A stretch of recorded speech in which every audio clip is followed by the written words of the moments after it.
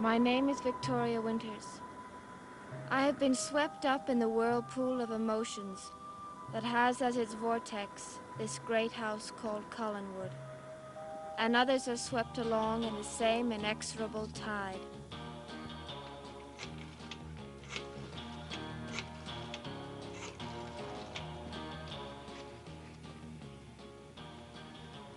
Hello, this is Malloy. Put Roger Collins on. He's not, huh? Well, you get a message to him. You hear me? Tell him I'm waiting for him. He knows where.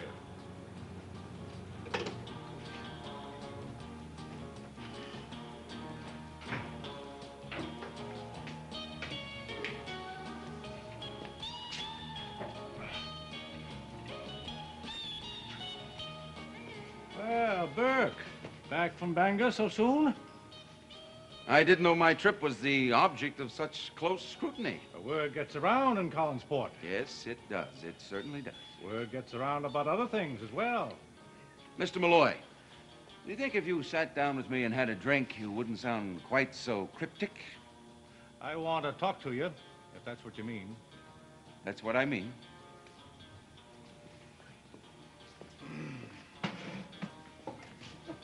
What would you like? I'll have, coffee. Scotch and water and one coffee, please. I want you to know one thing first off, Burke. I don't like what you're trying to do to the Collins family, and I don't approve of it. Me? But I'm not trying to do anything to them. No? Then what business do you have with a man who says he's representing a New York syndicate that's interested in buying up the Collins property? A man you met in Bangor today. Word certainly does get around, doesn't it?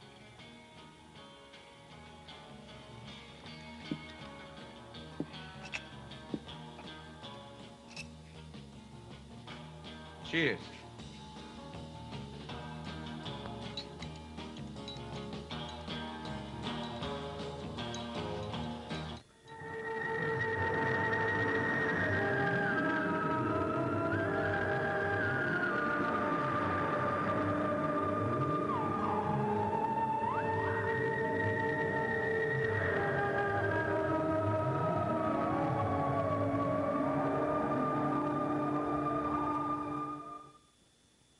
So, you think my connection with James Blair has some sinister implications, do you, Mr. Malloy? Burke, I've known you ever since you were a boy, and I never knew you to do anything without a purpose. I don't know whether to take that as a compliment or not. You take it any way you like. Did it ever occur to you that a man like Mr. Blair has many interests? And it's quite true that one of these interests centers around the Collins Enterprises. So do your interests. You jump to conclusions, Mr. Malloy. Blair is an old friend of mine from New York. He had business in Bangor. What could be more natural than him calling me up for lunch? With any other man, it might be natural. With you, I'm not too sure. Do you think I would have brought Carolyn over to the table and introduced her if it had been true? Yeah, that's just what I think you would have done. And no doubt you would have told her that he was planning to rob her family. Now, I wouldn't do such a silly thing as that. Oh, you would say it in such a way that she wouldn't believe it. You give me credit for being a lot smarter than I am. No, I don't. I give you credit for being smarter than I am. I'll never be able to talk around a thing the way you do. So my best bet's to lay the cards right on the table. What is it you're after? All I want to know is this. If, mind you, I say if I help you prove you weren't the one who should have been sent to prison, then are you willing to leave Elizabeth Stoddard alone? Stop pestering her. As Mrs. Stoddard said, I've been pestering her. You know what I mean. Will you leave the rest of the Collins family alone? Now, that's an interesting offer. What do you mean by the rest of the family? I mean the ones that didn't have anything to do with that accident you were in 10 years ago. Oh, let's see. David wasn't even born yet. Mm-hmm. Carolyn was just a little girl. Mrs. Stoddard wasn't involved. That leaves only Roger Collins, doesn't it? You know darn well what I'm thinking. I believe you've been thinking the same thing. Tell me, Mr. Malloy, is it your sense of justice that's been outraged? A man shouldn't be punished for something he didn't do. But a man should be punished for something he did. That's the way I see it. No matter who. Even if it's Roger? No matter. You know, Mr. Malloy, you're one of the most completely honest people I've ever met. And that includes myself. I try to do what's right. I know you do. Can you remember back some, what, 15, 16 years ago? Well, what's that got to do with it? The accident was only 10 years ago. Yes. Yes, you gave me my first job. I remember I was a green boy. You paid me a man's wages. Well, you did a man's job. A lot of employers might have taken advantage of an ignorant boy. Oh, don't get the idea there was any charity involved, because there wasn't. No. I wouldn't make that mistake. I'm making you a straightforward offer, a deal. All right, you said your cards were on the table. Let's see them. Well, I put most of them down, Burke. All I have left is the hole card. And you expect someone to come in here with that hole card? It's possible. Well, then, what if they don't come in? You'll know him when he comes in. But if he doesn't come in, I'll have to go looking for him. And soon.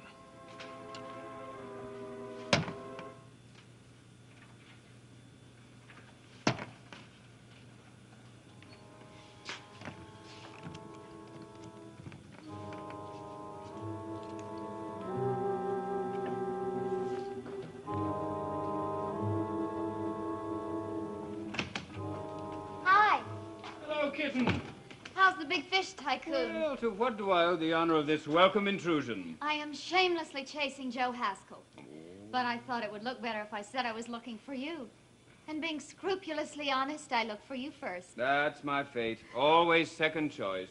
Oh, not always. You're my #1 favorite uncle. Well, there's not much distinction. We're winning a popularity contest if you're the only contestant. Yes? Well, now, that is not the job of this department. If you will study the work charts I drew up, you will discover that you should be talking to Hanley in the marketing department. I'm impressed. You actually do something here. Well, surely you don't think I was paid my munificent salary for being a figurehead. Why not? You make a very good figurehead. I see you're growing into a woman. You notice? I noticed that you came here completely full of purpose, gave me a bogus alibi, and then beat 7 times round the bush and didn't say anything. That's a woman. I confess. I stopped in the Blue Whale earlier and ran into Bill Malloy. Malloy? What about him? Well, I've never seen him the way he was. He said he had something terrible to tell Mother. Then he went right up to the house and started right in on her. What did he say? I don't know. I was in the other room with Mr. Harris. What did your mother say? She said not to worry. But I am worried, Uncle Roger. Mr. Malloy said there was something he had to do, and he was going to do it with or without Mother's approval. He sounded... Roger! I told you I had to see you. This is my office, Mr. Malloy. I will see you when I decide, not at your pleasure. Now get out. No, sir. I'm staying right here until this is settled.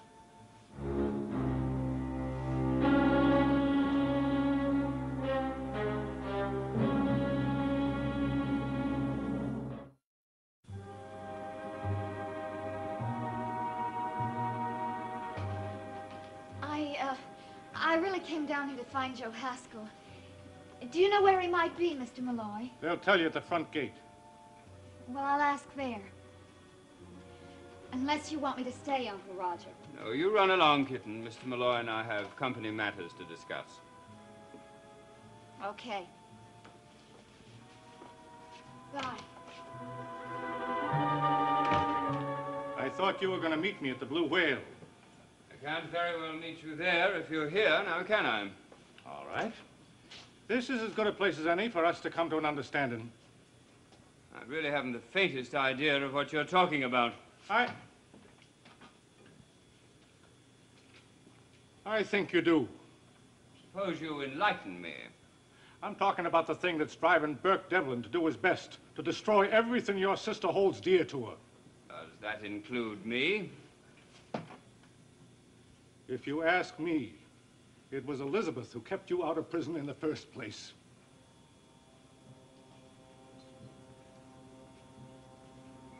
But of course, I didn't ask you. Well, I'm telling you anyway. Are you forgetting that you're employed by the Collins family? I'm employed to run the cannery and the fishing fleet, nothing else. Then why don't you tend to your job and keep out of matters that don't concern you? It concerns the good name of Collins, and that concerns me. Oh, I think this is getting rather tiresome. Why don't you simply tell me what it is you think you know? What I know isn't as important as what somebody else knows. Who? Sam Evans. Oh, so Sam Evans is your mysterious source of information. You might as well know it now as later. A man who is drunk more often than he's sober. If you think that, why don't you run right over to the sheriff's office and tell Jonas Carter that Sam Evans is slandering you? Because I don't care to rake up the past. It's done and over. No, it isn't. And it never will be until Burke is satisfied. Until he's proven innocent. Or until he drags down every member of the Collins family the way he was dragged down. And just what do you suggest I do about it? Let me quote the exact words Sam Evans said to me. I am the only thing that stands between Roger Collins and a prison sentence. So, Mr. Collins, I not only suggest you go talk to the police, I insist you do it. Today. You're insane. We'll see who's insane.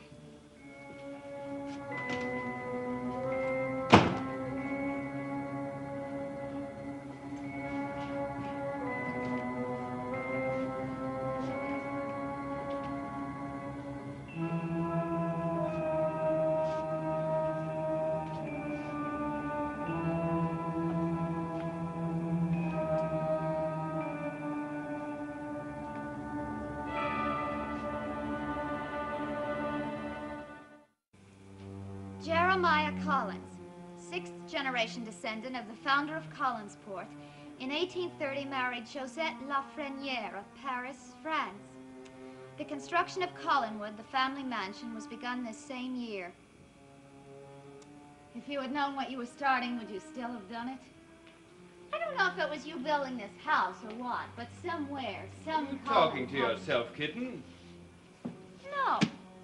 I was having a chat with old Jeremiah. Oh, I see you got the Holy of Holies. Studying up on your ancestors? Mm-hmm. It's fun. Uncle Roger? Did you get everything straightened out with Mr. Malloy? The main thing I got straightened out was Mr. Malloy. I'm so glad. I thought it had something to do with Burke Devlin. Devlin again? Uh-oh. Now you're giving me a guilty conscience. Why? I had lunch with Burke today. Whatever made you do a thing like that? Well, I thought if we got to be friends, he'd forget about whatever it is he seems to have against our family. And it would take more than a luncheon date to make him forget that. He was certainly nice enough to me. Then he must have wanted something from you. Don't be mean. The only thing he wanted was my company. And he gave me a present to prove it. A present? Yes.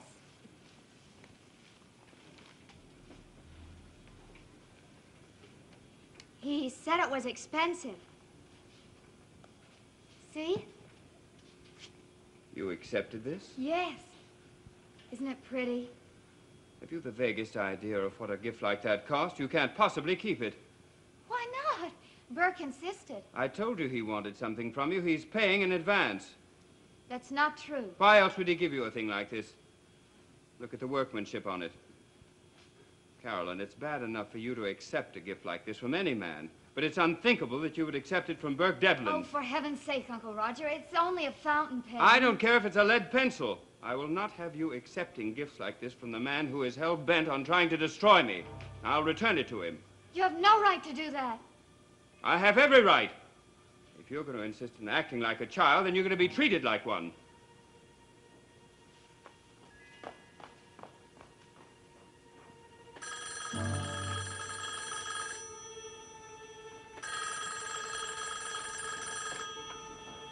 Hello. Roger, I have to know if you've decided to do anything about that matter we discussed. I have decided that I don't need you telling me what to do, Malloy. Then you want me to do it for you? No, I don't want you to do anything. Have you no loyalty at all, Malloy, to the family that hired you? Yes, that's exactly what I have. And as long as I work for the Collins family, I'll do what I think is best for it. So will I. And right now, I think the best thing my sister can do is to get rid of you.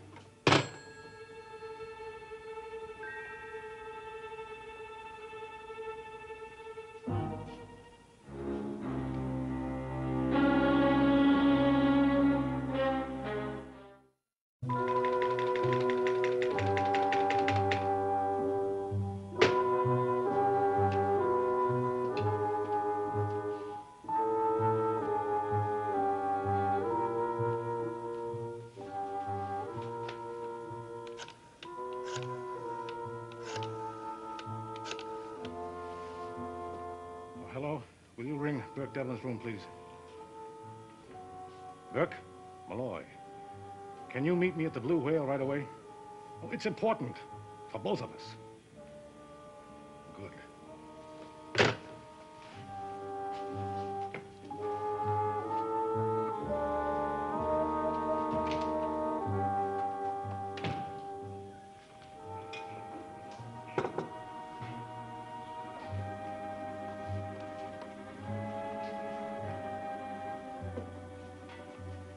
Well, I suppose I'm really in disgrace if even you won't talk to me.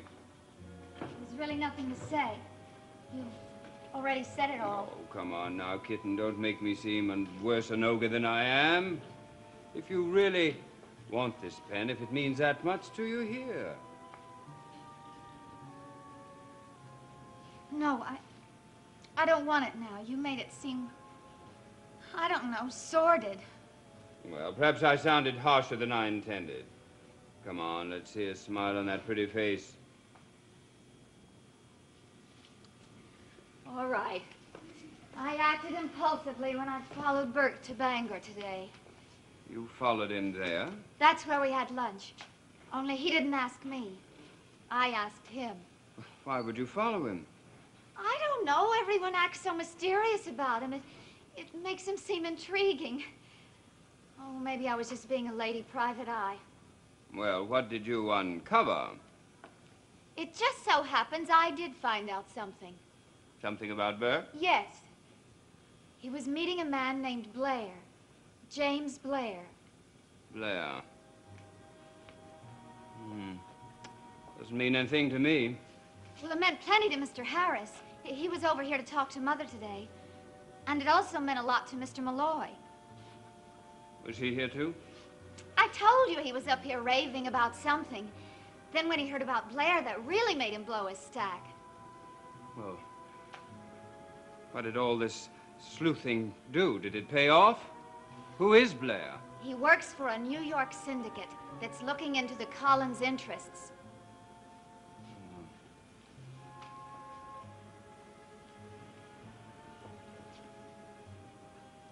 So that's why Mr. Malloy is on the warpath. He thinks Devlin is starting to make his move against our family, and he thinks he knows a way to stop him. Well, I'm certainly not going to be his sacrificial lamb.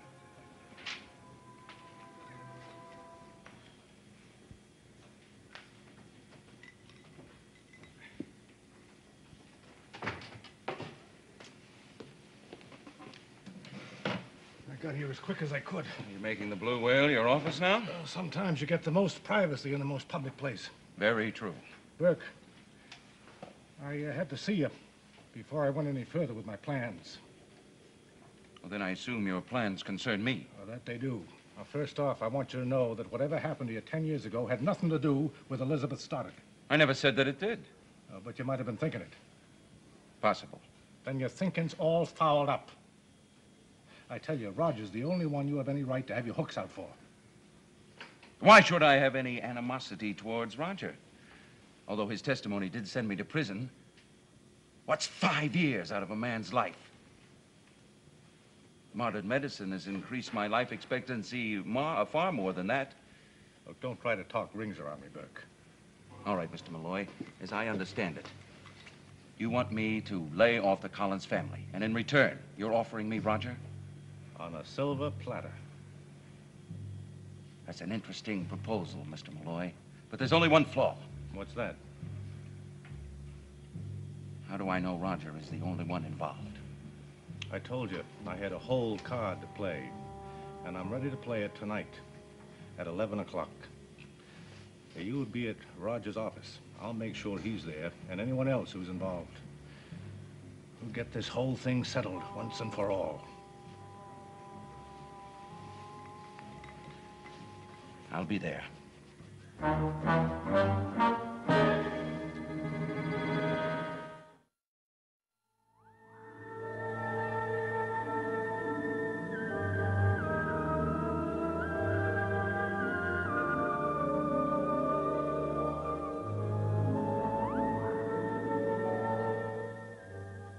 Stay tuned for Where the Action Is next on ABC.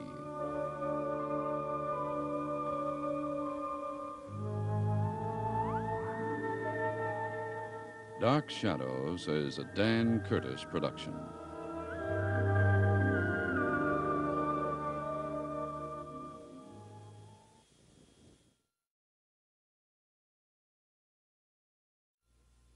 Dark Shadows, number 46, VTR 8/15/66, air 8.